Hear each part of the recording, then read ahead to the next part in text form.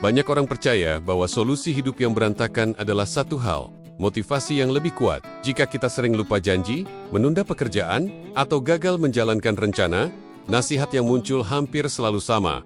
Lebih disiplin, lebih serius, coba, lebih keras. Namun bagi banyak orang dengan ADHD, masalahnya bukan kurangnya niat. Mereka bisa memiliki rencana jelas dan motivasi besar, tetapi tetap kesulitan menjalankannya secara konsisten. Pertanyaannya bukan lagi mengapa mereka tidak mencoba lebih keras.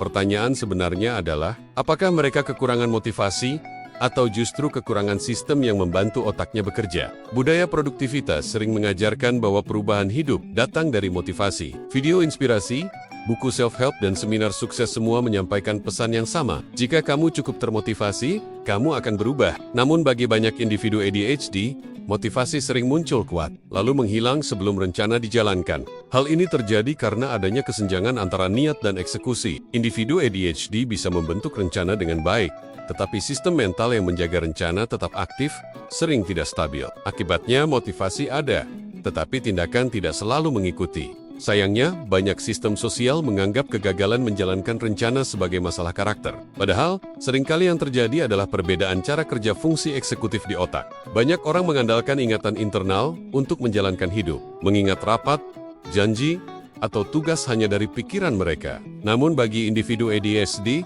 pikiran sering bukan tempat yang stabil untuk menyimpan rencana. Kesulitan ini berkaitan dengan memori kerja dan monitoring waktu, dua bagian penting dari fungsi eksekutif. Ketika sistem ini tidak stabil, rencana bisa hilang dari kesadaran meskipun sebelumnya penting. Masalahnya, banyak sistem sosial masih bergantung pada ingatan spontan. Instruksi lisan dan janji informal menjadi standar komunikasi, sesuatu yang sering menyulitkan individu ADHD. Banyak individu ADHD akhirnya menemukan strategi berbeda. Mereka mulai memindahkan perencanaan keluar dari otak. Kalender digital, alarm, papan tugas, dan checklist mulai menjadi bagian penting kehidupan. Disinilah muncul strategi yang sering disebut external brain. Alih-alih menyimpan rencana hanya di dalam kepala, rencana dipindahkan ke sistem eksternal. Kalender digital, checklist, alarm pengingat. Dengan cara ini, otak tidak perlu terus-menerus mengingat semuanya sendiri. Pendekatan ini terlihat sederhana, tetapi sebenarnya sangat penting. Ia mengubah cara hidup dari sistem yang bergantung pada ingatan internal menjadi sistem yang dibantu oleh lingkungan. Bagi banyak individu ADHD, perubahan kecil ini sering menjadi titik awal kehidupan yang lebih stabil atau rencana hidup yang kompleks. Bukan karena mereka tidak mampu, tetapi karena titik awalnya terasa terlalu jauh. Salah satu strategi yang sering membantu adalah memecah tugas menjadi langkah sangat kecil. Bukan selesaikan laporan, tetapi buka dokumen, tulis satu paragraf. Dengan cara ini, beban fungsi eksekutif menjadi jauh lebih ringan. Namun banyak sistem pendidikan dan kerja masih dirancang untuk rencana besar tanpa struktur bertahap. Akibatnya, individu ADHD sering terlihat tidak konsisten, padahal sistem tugasnya sendiri terlalu berat untuk dimulai sekaligus. Banyak konflik dalam relasi dimulai dari sesuatu yang sangat sederhana. Seseorang berkata, "Aku akan mengurusnya besok." Janji itu diucapkan dengan niat yang tulus. Namun, ketika besok datang, rencana itu terlupakan. Fenomena ini berkaitan dengan memori prospektif, kemampuan mengingat sesuatu yang harus dilakukan di masa depan. Pada ADHD, sistem ini sering tidak stabil. Akibatnya seseorang bisa benar-benar berniat melakukan sesuatu, tetapi gagal mengingatnya pada waktu yang tepat. Sayangnya masyarakat sering menafsirkan kejadian ini sebagai kurangnya kepedulian. Padahal, dalam banyak kasus, masalahnya bukan pada emosi, tetapi pada mekanisme kognitif yang menjaga rencana tetap aktif. Banyak individu ADHD mulai merasakan perubahan besar ketika lingkungan mereka menjadi lebih terstruktur. Barang memiliki tempat tetap. Agenda terlihat jelas. Pengingat berbunyi sebelum janji penting. Hal-hal kecil ini sering membuat hidup terasa lebih stabil. Struktur lingkungan membantu menggantikan sebagian fungsi eksekutif internal.